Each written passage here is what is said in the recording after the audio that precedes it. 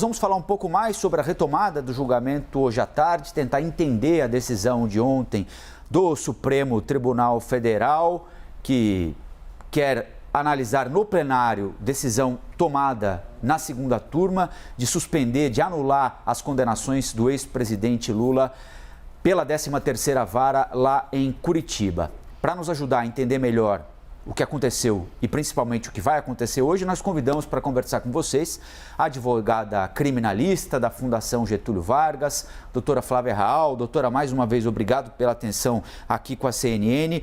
Ontem, durante o julgamento, o ministro Gilmar Mendes, que faz parte da segunda turma e é talvez hoje no Supremo o crítico mais contundente da Operação Lava Jato, é importante fazer essa ressalva, disse o seguinte em determinado momento, não com essas palavras, mas o conteúdo foi o seguinte: olha, é possível tratar no plenário de uma decisão já tomada por uma turma?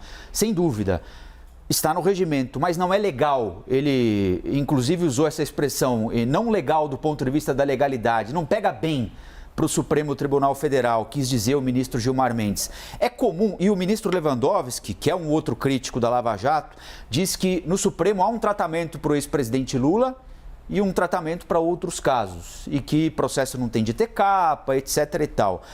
É comum acontecer o que a gente viu ontem, o plenário do Supremo Tribunal Federal se reunir, pegar uma decisão já tomada numa turma e dizer o seguinte: não, o plenário tem de discutir o que a turma fez. Bom dia, é um prazer estar aqui. Eu queria começar explicando que eu acho que é importante entender que são dois movimentos distintos, né?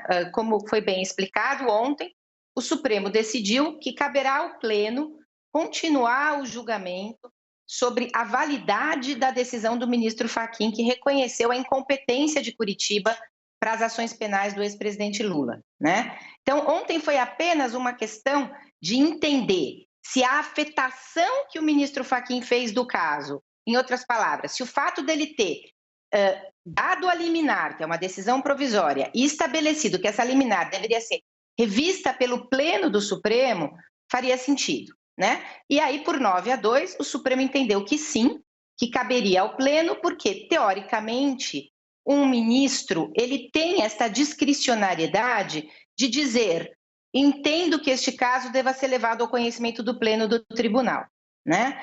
O que se questionou nas falas do ministro Gilmar, na fala do ministro Lewandowski e Marco Aurélio, é que essa discricionariedade ela não é plena, né? Para que haja essa afetação, é preciso que o caso preencha alguns requisitos, tem uma relevância jurídica especial, tem uma questão de constitucionalidade, ou esteja indicando uma divergência entre as turmas.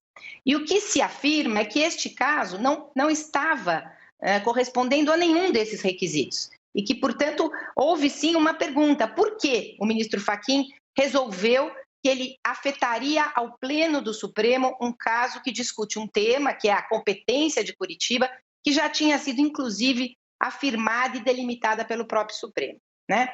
Outra coisa é imaginar que a decisão tomada já de forma colegiada pela segunda turma, que foi no reconhecimento de parcialidade do ex-juiz Sérgio Moro, em relação ao caso do triplex do ex-presidente Lula, possa ser revista pelo Pleno. E aí eu uso uma expressão que foi utilizada pela ministra Carmen, quando ela disse: Pleno não revê decisão de turma, não há uma hierarquia entre esses dois órgãos, né?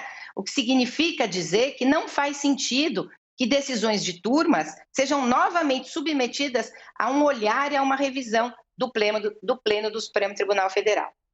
Doutora, diante do que a senhora acabou de dizer, e insistindo até um pouquinho na pergunta do Rafael Colombo, eu lhe pergunto: isso abre precedentes, então, para novos questionamentos, decisões de turma como essa que a senhora acabou de falar agora, da suspeição do ministro Sérgio Moro, podem acabar indo para o plenário? E no caso do ex-presidente Lula, esse é o pior cenário para ele nesse momento? A gente vai ter que esperar, né, para ver como é que esse julgamento vai continuar hoje, porque o que nós vamos ter hoje, né? Decidido, então, que o plenário vai avaliar a decisão do ministro Fachin, né, que declarou incompetente a Justiça de Curitiba para os casos. Os ministros, então, se manifestarão e a gente tem dois cenários: a manutenção de declaração de incompetência ou a reformulação dessa declaração. O que o ministro Fachin propôs quando ele disse, olha, na minha percepção, Curitiba é incompetente? Que se o plenário concordar com ele, portanto, nós tivermos hoje uma decisão que confirme a incompetência, que a decisão de suspeição já tomada seja julgada prejudicada. Então, se isso acontecer, eu acho que a gente abre sim um precedente complicado, não é? Por quê? Porque o julgamento da suspeição foi tomado por um órgão colegiado, ele se iniciou em 2018, né? E não há nenhum sentido, muito menos com base na lei processual penal, para se dizer que esse julgamento estaria prejudicado por uma afirmação ou reafirmação de incompetência de Curitiba. Então, eu acho que se isso acontecer, nós teremos um precedente perigoso e, no meu modo de ver, será, sim, uma situação difícil para a defesa do presidente Lula, inclusive porque, do ponto de vista processual penal, não é o caminho que parece mais lógico e não é, eu, por exemplo, não esperaria isso do Supremo Tribunal Federal na tarde de hoje. Doutora, quando a gente fala em anulação das condenações de Lula, a gente está dizendo que o STF está se posicionando para nada houve, o ex-presidente não cometeu qualquer crime, ele está sendo absolvido, ou o STF está dizendo temos de reavaliar o processo, não estamos entrando dentro de se foi certo ou errado o que fez o ex-presidente, mas sim é o rito que está sendo revisto? Exatamente isso. Na verdade, o que o Supremo, no voto do ministro Fachin, estabeleceu, e é isso que vai ser mais uma vez apreciado hoje, é que a vara de Curitiba, que julgou as ações penais relacionadas ao ex-presidente, não tinha competência, não tinha legitimidade para ter conduzido aquele processo. Pela decisão do ministro Fachin, essas ações elas foram reencaminhadas à Justiça Federal de Brasília, que, no entender dele, aí sim tem a competência legal para avaliar os fatos que estão sendo julgados, né? E haverá novos processos ali em Brasília. Então, não é dizer que acabou tudo, né? Que não há mais nenhum processo, não, é simplesmente uma alteração. Sai de Curitiba com o reconhecimento de que aquela condenação não é válida, porque foi proclamada por juiz incompetente, está chegando em Brasília para um novo juiz, que daí é reconhecido como competente. Este juiz é que vai avaliar a partir de que momento ele vai considerar válidas as provas produzidas em Curitiba. Mas é certo que os processos continuam a existir ainda hoje, do ponto de vista formal. Doutora, quero voltar aqui ao que disse o ministro Lewandowski ontem. A senhora que acompanha, advogada criminalista, professora, especialista na área, que acompanha o Supremo há tanto tempo, observa algum tratamento diferenciado em processos que têm o nome do ex-presidente Lula na capa, para o bem ou para o mal, beneficiando ou prejudicando, em relação a outros processos que não têm na capa o nome de uma figura que desperta tantos sentimentos na sociedade?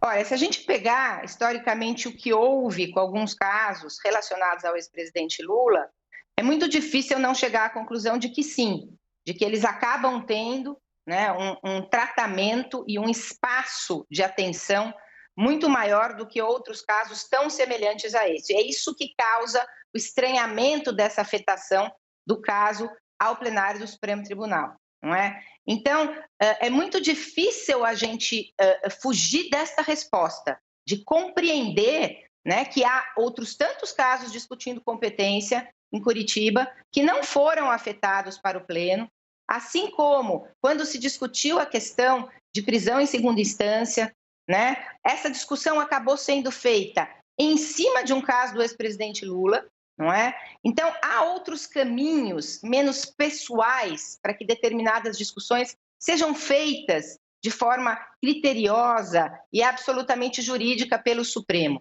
E me parece que quando essas discussões de tanta relevância são feitas em casos como os do presidente Lula, do ex-presidente Lula, a gente perde um pouco o foco na discussão jurídica para passar a discutir os efeitos que essa discussão pode ter em vários cenários.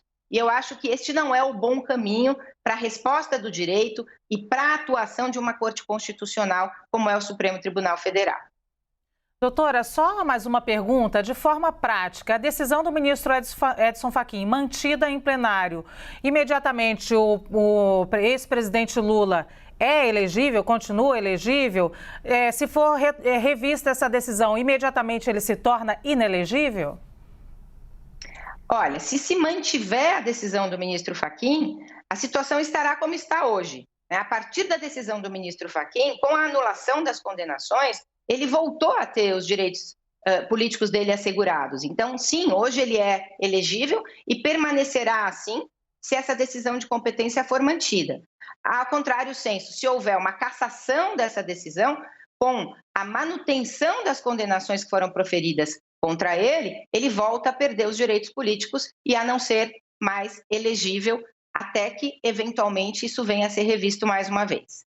Doutora Flávia Raal, advogada criminalista da Fundação Getúlio Vargas, tenha certeza que as suas explicações tão claras colaboraram para que os brasileiros pudessem compreender um pouquinho mais desse cenário, principalmente neste dia no STF. Muito obrigada, viu? Bom dia. Bom dia, muito obrigada. Bom dia, doutora. Obrigada, doutora.